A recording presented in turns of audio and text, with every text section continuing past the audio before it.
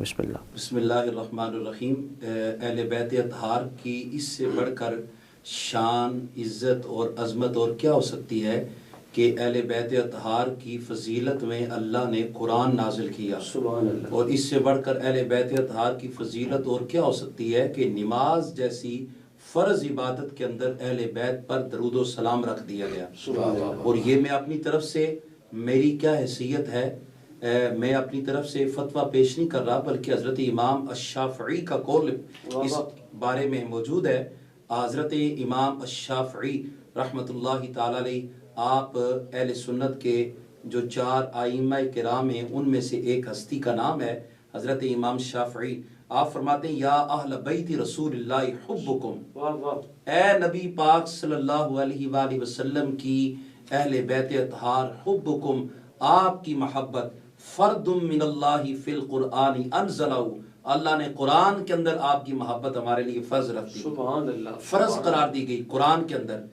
جب تک کوئی بندہ اہل بیت اطہار سے محبت نہیں کرتا اس وقت تک اس کا ایمان ہی نامکمل ہے۔ تو جب اہل بیت کی محبت نہیں، ایمان نہیں، تو جب ایمان نہیں تو اسلام کہاں سے ہوگا؟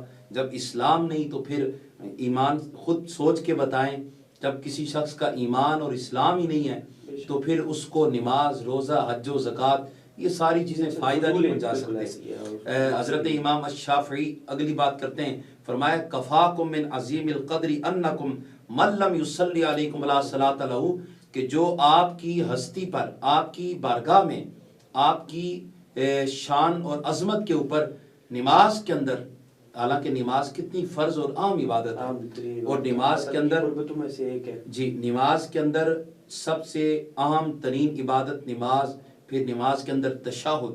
اب یہاں پہ اسلوب دیکھیں، یہاں پہ ایک طریقہ اور ربط دیکھیں، یہاں پہ ایک ترتیب دیکھیں۔ ایک آدمی اللہ کے حضور کھڑا ہوتا ہے، اس نے تکبیر کہی، قیام کیا، اس نے رکوع کیا، سجدہ کیا، اللہ کی خوب تسبیح پڑھی، اس نے قرآن کی تلاوت بھی کی، اس نے اللہ کی تسبیح بھی پڑھی، اس نے اپنا سر سجدے میں رکھ کر اپنی جبین نیاز جھکا کے اپنے رب کے حضور عاجزی کی انتہا کر دی۔ یہ سارا پروسیس مکمل کرنے کے بعد فرمایا اب تم اس لائق ہو چکے ہو، اب تم اس لائق ہو چکے ہو، اب آؤ گنبد خضرا کی بارگاہ میں، حضور کی بارگاہ میں سلام پیش کرو۔ باقی ساری عبادت پہلے رکھی گئی، اللہ کی تسبیح پہلے رکھی گئی، اس کے بعد حکم ملا کہ اب حضور کی بارگاہ میں درود و سلام پیش کریں۔ تو اب حضور کی بارگاہ میں اور حضور کی آل کی بارگاہ میں ایک نمازی نماز کے اندر سلام پیش کرتا ہے۔ تو اس سے بڑھ کر صحابہ اہل بیت اطہار کی عزت اور عظمت کی اور علامت کیا ہو سکتی ہے؟ اور حضرت اس سے بڑھ کر ایمان افروز حضور کا فرمان، ویسے تو سارے ہی ایمان افروز ہیں، ایک سے بڑھ کر ایک خوبصورت فرمان ہے۔ تو اس آقا علیہ الصلوۃ والسلام کے اس فرمان نے بڑا مزہ دیا۔ حضرت عبداللہ بن مسعود اس حدیث مبارکہ کے راوی ہیں، اور حضرت عبداللہ بن مسعود کوئی عام ہستی نہیں۔ روایات کے اندر آتا ہے حضرت عبداللہ بن مسعود یہ صاحب النالین و صاحب السواک، یہ حضور علیہ الصلوۃ والسلام کی نالین، آپ کے جوڑے اٹھانے والے اور حضور کی مسواک اٹھانے والے صحابی ہیں، کہ آقا کے ساتھ خادم بن کر، حضور کے غلام بن کے، حضور کے شاگرد بن کے، آقا علیہ الصلوۃ والسلام کے نوکر بن کے، جہاں جہاں پہ آقا علیہ السلام تشریف لے جاتے آپ کی معیت میں حضرت عبداللہ بن مسعود بھی جاتے، اور آپ کا فرمان ہے، فرمایا حب آل محمد خیر من عبادت سنۃ، فرمایا کہ حضور کی آل کی ایک گھڑی کی محبت، حضور کی آل کی ایک گھڑی کی محبت، ایک سال کی نہیں، ایک مہینے کی نہیں، ایک ہفتے کی نہیں، فرمایا ایک سیکنڈ کی محبت حضور کی آل کی خیر من عبادت سنۃ۔ سبحان اللہ۔ اگر ایک طرف اس سے مراد یہ نہیں کہ ایک سال کی عبادت انسان کی ضائع ہے، وہ اللہ کی بارگاہ میں قبول نہیں ہے، اس کی ویلیو نہیں، یہ جملہ میں نہیں پیش کر رہا، آپ میرے جملے کی نزاکت کو سمجھیں۔ ایک آدمی وہ ہے کہ جس نے اہل بیت کی دشمنی میں 1 سال عبادت کی ہے، اہل بیت سے بغض رکھ کر 1 سال عبادت میں مگن رہا ہے، اس بندے کی عبادت کے ساتھ اس کا موازنہ کیا جا رہا ہے۔ فرمایا ایک طرف وہ آدمی ہے جو اہل بیت اطہار کا بغض اپنے دل میں رکھتا ہے، اس کے دل میں کھوٹ ہے، اس کے دل میں سکم پایا جاتا ہے. اہل بیت کا ذکر آئے تو اس کے عقیدے کے اندر کینسر ہو جاتا ہے. اہل بیت کا ذکر آئے تو اس کے چہرے کا جغرافیہ بدل جاتا ہے. اہل بیت کا ذکر آئے تو اس کے پیٹ میں مروڑ پڑتے ہیں.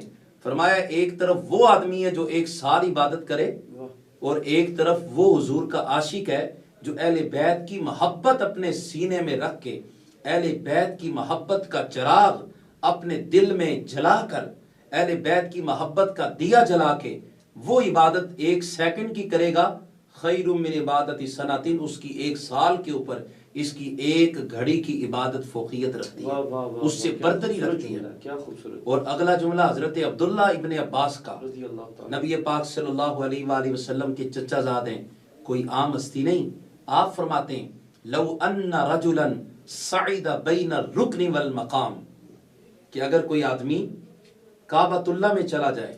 آج ساری دنیا ترستی ہے کعبۃ اللہ کی ایک جھلک دیکھنے کے لیے، لوگ لاکھوں کے حساب سے خرچہ کر کے وہاں پہ جاتے ہیں. تو یہاں پہ اس حدیث مبارکہ کے اندر کیسی شرط بیان کی گئی.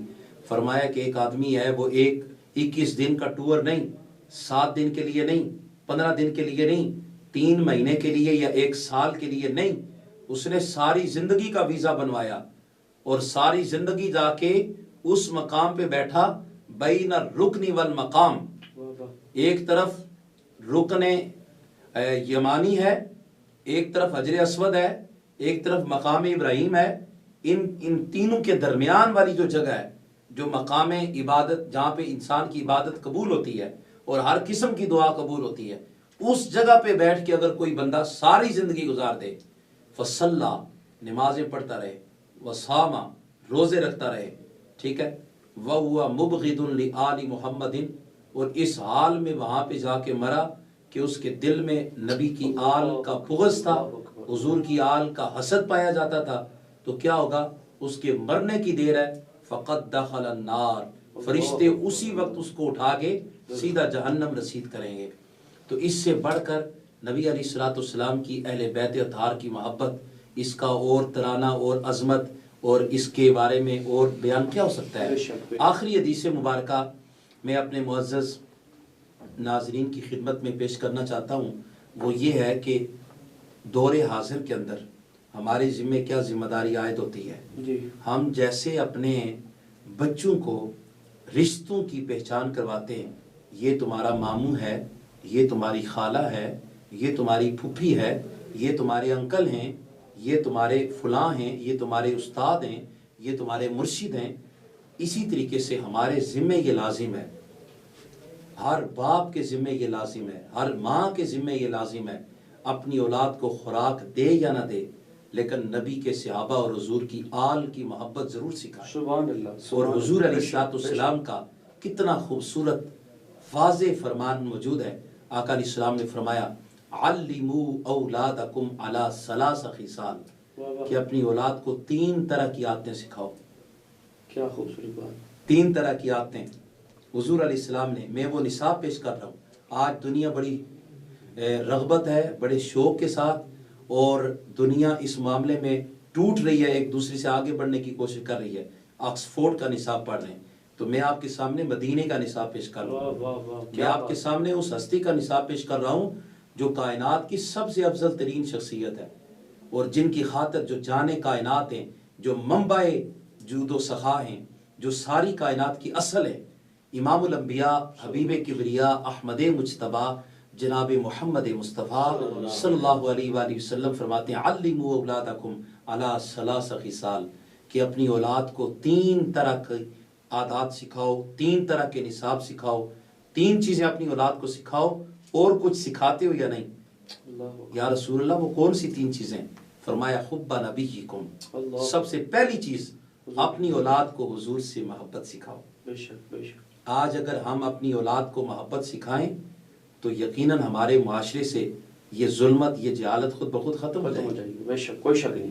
آج اگر ہم حضور علیہ السلام کے گن گانے شروع کریں، حضور کے ترانے شروع کریں، تو ہماری معیشت بھی سٹرانگ ہو سکتی ہے. بے شک. اگر آج ہم حضور کا ترانہ اگر آج شروع کریں تو وہ وقت دور نہیں کہ پوری دنیا کے اندر اسلام کا اور پاکستان کا جو پرچم ہے وہ سب سے بلند جگہ پہ جا کے لگے گا. نبی پاک صلی اللہ علیہ وسلم کی اسی حدیث کا اگلا جز فرمایا کہ اپنی اولاد کو 3 چیزیں سکھاؤ، حب نبیکم، دوسرے نمبر پہ فرمایا کہ میری آل کی محبت سکھاؤ، بے شک بے شک بے شک تیسرے نمبر پہ فرمایا پھر جا کے اپنی اولاد کو قرآن سکھاؤ۔ بے شک بے شک۔ تو گویا کہ جب تک آپ کی اولاد حضور کی محبت سے نا آشنا ہے، حضور کی آل کی محبت سے نا آشنا ہے، اس وقت تک جتنا مرضی زور لگاتے رہو بچے کو قرآن سمجھ آ ہی نہیں سکتا۔ قرآن اگر سمجھانا چاہتے ہو پہلے عشق مصطفیٰ اور عشق آل محمد کی اینک بچے کی آنکھوں پہ لگاؤ، پھر اس کے سامنے قرآن رکھو، پھر دیکھیں کہ وہ بچہ قرآن کے اندر سے کیسے کیسے موتی نکالے گا۔ تو کوئی مہر علی بنے گا، کوئی ہند الولی بنے گا، کوئی احمد رضا بریلی بنے گا، کوئی سید حسین الدین شاہ بنے گا، اور کوئی سیدی ضیاء الامت پیر محمد کرم شاہ بنے گا، اور کوئی محدث علی پوری بنے گا، اور کوئی محدث اعظم پاکستان بنے گا، کوئی مفتی عبد القیوم ہزاروی بنتا ہوا نظر آئے گا، اور کوئی امیر المجاہدین مولانا خادم حسین رضوی کی شکل میں ابھر کر کائنات کے سامنے چمکے گا، اور کوئی ملک ممتاز حسین قادری بن کے پوری دنیا پہ چھا جائے گا۔ واہ واہ واہ، کیا خوبصورت قاری صاحب آپ نے اہل بیت کی محبت کے حوالے سے اپنا موقف پیش کیا، اور یقیناً اس چیز کی ضرورت تھی، اور اہل ایمان اس چیز کو محسوس کرتے ہیں، یقیناً کمی تھی، اور الحمدللہ تعالی العظیم آپ کا یہ ایمان افروز بیان جب سامعین سنیں گے تو انشاءاللہ عز و جل بہت فائدہ ہوگا۔ میں ایک دفعہ پھر الحاج شبیر احمد نقشبندی صاحب کی جانب بڑھوں گا، گزارش کروں گا کہ بارگاہ رسالت میں آپ صلی اللہ علیہ وسلم میں اپنی حاضری پیش کریں۔ میں امام علی مقام کی بارگاہ میں چند اشعار پیش کرنا چاہتا ہوں، محبت کے ساتھ سماعت فرمائیے۔